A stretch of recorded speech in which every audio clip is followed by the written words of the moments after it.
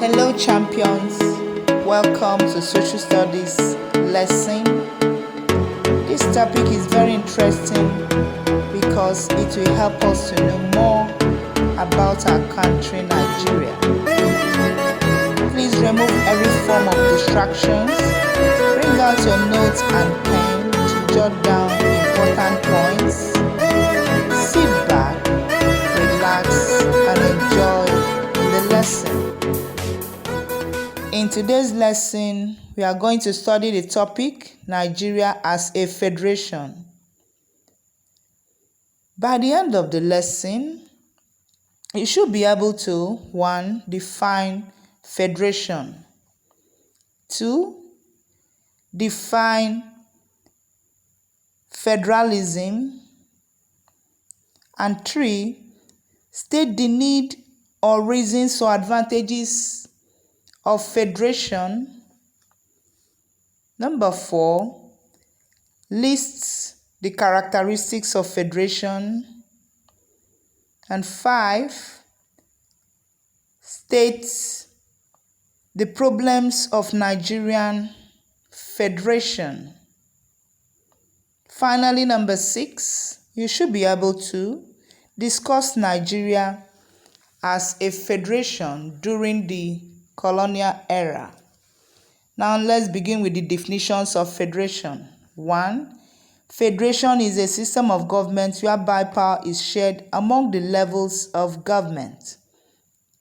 2.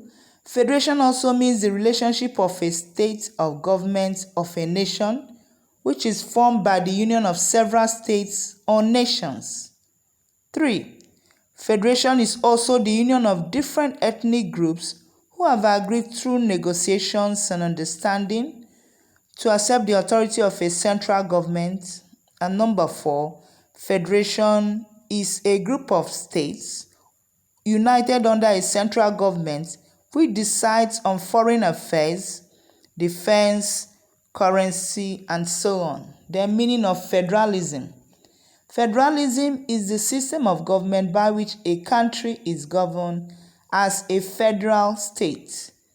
Number 2, federalism is also a system of government whereby the central government and the component governments, which are the governments at the state level, administer over the state of affairs of a particular country. For example, in Nigeria, the central government under the leadership of Muhammadu Buhari, which has appointed ministers, oversees the state of affairs of the country in Abuja, which is the federal capital territory, while the components are the state governors in the 36 states of the country. Now let's look at the next subheading, need or reasons or advantages of a federation. 1. It brings government closer to the people. 2. It promotes unity. 3. It reduces the burden of the federal government. Number 4. It provides opportunities for economic and social development of the nation. 5.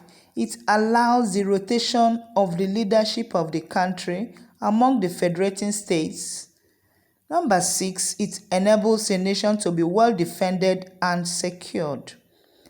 And number 8, it promotes and ensures political unity and harmony. Now let's look at the characteristics of a federation. 1. Division of powers. There is division of power between the federal government and component government of states. Power is usually divided into 3: exclusive, concurrent, and residual. Now let's look at number 2, supremacy of the Constitution. The Constitution is considered supreme and power is derived from it. Number 3 characteristics is supremacy of the federal government. The federal government is always more powerful than the state government. Exclusive powers are reserved for the federal government, while the concurrent powers are shared by both the federal government and the state government. Number 4, the Constitution is rigid and written. And number 5 is existence of bicameral legislature. The National Assembly of Nigeria is a bicameral legislature established under Section 4 of the Constitution.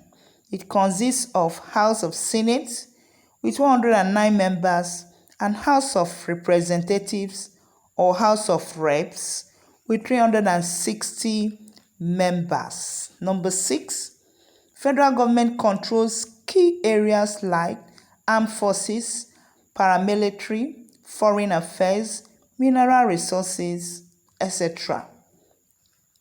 Number 7 is there is existence of the law in a federation. And 8, the highest court is the Supreme Court, and there is equally the promotion of independence of the judiciary. Then let's look at the next subheading, which is problems of Nigerian Federation. Number 1, a federal system is very expensive because it allows for duplication of ministers and personnel. Number 2 problem, there are delays in decision making in a federation. Number 3, there is likely to be conflict among the tiers of government. Number 4 is that there is no uniformity in the method of administration. Then we also have number 5 problem, which is it has a rigid constitution. In domestic matters demanding urgency, it is sometimes difficult for the federal government to attend the constitution. Now let's look at the final subheading, Nigeria as a federation during the colonial era.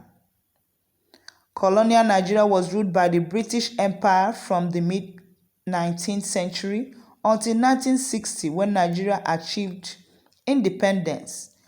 British influence in the region began with the prohibition of slave trade to British subjects in 1807. Britain annexed Lagos in 1861 and established the Oil River Protectorate in 1884. British influence in the Niger area increased gradually over the 19th century. In 1900, the Southern Nigeria Protectorate and Northern Nigerian Protectorate passed from company hands to the Crown at the urging of Governor Frederick Lugard. The two territories were amalgamated as the Colony and Protectorate of Nigeria while maintaining considerable regional autonomy among the 3 major regions, which are the Northern Protectorate, Southern Protectorate, and the Colony of Lagos. The colonial period in Nigeria lasted from 1900 to 1960, after which Nigeria gained her independence in 1960. In 1914, amalgamation took place by Sir Frederick Lugard. Hope you have enjoyed the lesson. Thanks for watching. See you in the next class. Goodbye for now.